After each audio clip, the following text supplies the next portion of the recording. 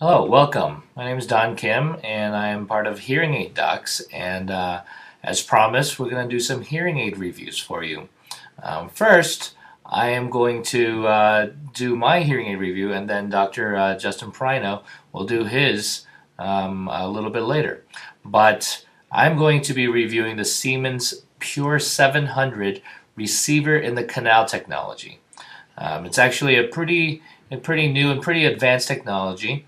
It's part of a Siemens Pure lineup that has about three different levels of technology. The 700 is the highest, then you have the 500, and then the 300. And they also come in a completely in the canal custom hearing device as well. There are a couple different receiver sizes. So if you're not familiar with over-the-ear hearing devices, this is an over-the-ear hearing device, receiver in the ear canal device. This is the receiver that sits inside the ear. So it's a wire in there that has a speaker at the tip, and that emits the sounds. And this right here is the actual hearing device that processes the sounds and amplifies it as well. So I'll put that back into my ear. But I'm going to review the Siemens 700 device. It's actually programmed specific to my hearing loss. So anytime you get a hearing aid, purchase a hearing device, they should be able to program it to your specific hearing loss. Since I'm an audiologist, I'm going to be doing the hearing aid programming in addition to the testing out and the review by myself. And it's going to be a 2-week trial period for me, and I'm going to be able to see, what the technologies in this hearing aid does, and how it benefits me as a consumer. And it'll give me an opportunity to actually step in the shoes of my patients and see how this works. So this is a first time for me. I'm a first-time hearing aid user.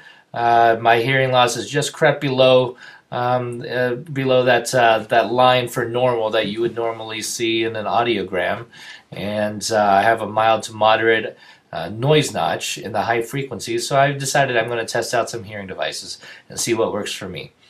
So one thing that this hearing aid has going for it, it's a pretty new device. And for anybody that has some dexterity issues, or it just doesn't want to replace the hearing aid battery every day, it has a rechargeable hearing aid option. So what you do is at night when you're tired of wearing it, or if you're about ready to go to bed, what you do is you just stick the hearing device in the charging unit, charges overnight, and then you have a full day's use of batteries, or so they say. So we'll test that out. We'll test the battery life, and we'll test out the functionality of the charger. This hearing device also comes with a couple different accessories. Well, it doesn't come with it. It has accessories as options.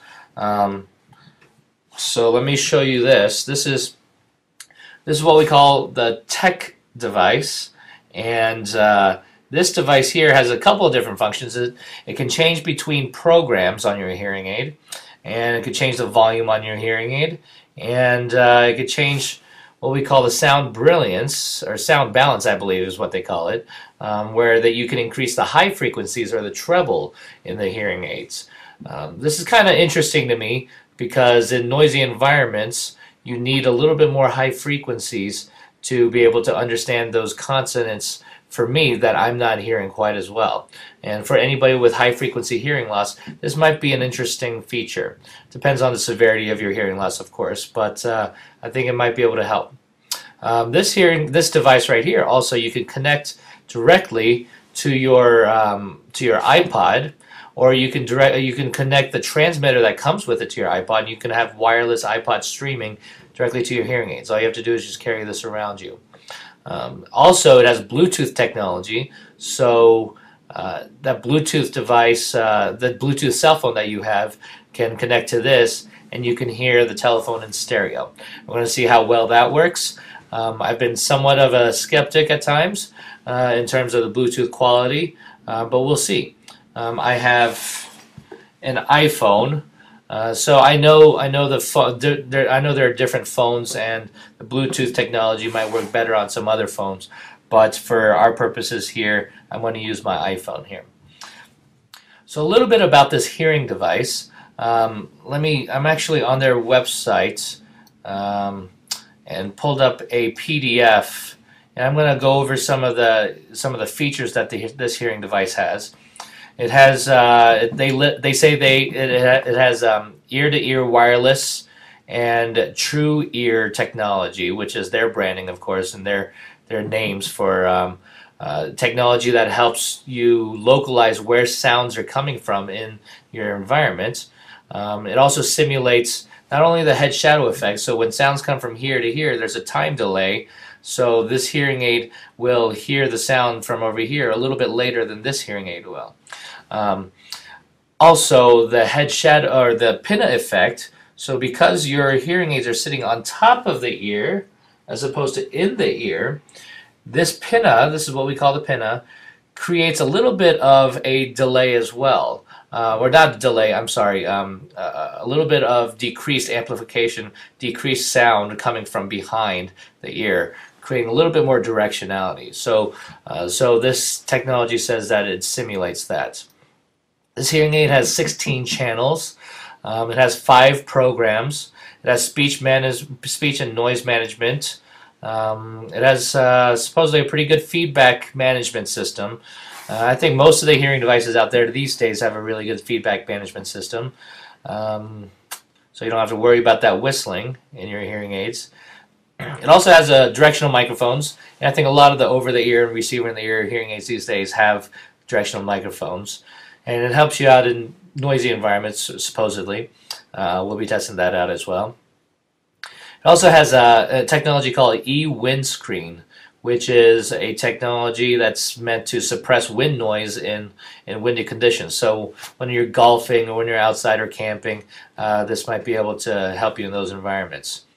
This also has data learning and sound learning. So those are 2 technologies that are relatively, they're not very new, but they're actually becoming much more incorporated in these high-level technologies. And what it does is it actually stores information in your hearing aid as to what types of environments you've been around while you've been wearing the hearing device. It also records how long you've been wearing the hearing device, so you can't go to your audiologist and lie about, yeah, I've been wearing them all day, where you might have only been wearing them a couple hours a day. So, but that you can ask the audiologist to turn that on or off depending on what you'd like. It has some learning capabilities, so whenever you make changes with the remote, it'll store those changes and reset the default in your hearing aids. Now, if you go crazy with the remote and you really don't like it, just make the anticipatory changes to try to get back to where it was. Or you can just go to your audiologist and have him reprogram it to where it was prior to you making those changes. Okay. So that's about all I wanted to talk about with regards to the technology in the hearing device. I've already programmed it to my hearing aids, or to my hearing loss, and it sounds pretty good. Sounds like I'm getting some high frequency amplification like I need. It's not overbearing, it's not too loud. Because I'm a new user, there's a comfort issue right now where it's itching my ears a little bit, and it's becoming. I hope it's going to become a little bit more comfortable as the 2 weeks go by. And that's actually what I tell my patients. So I hope this experience will help me realize what they're going through, and I can empathize.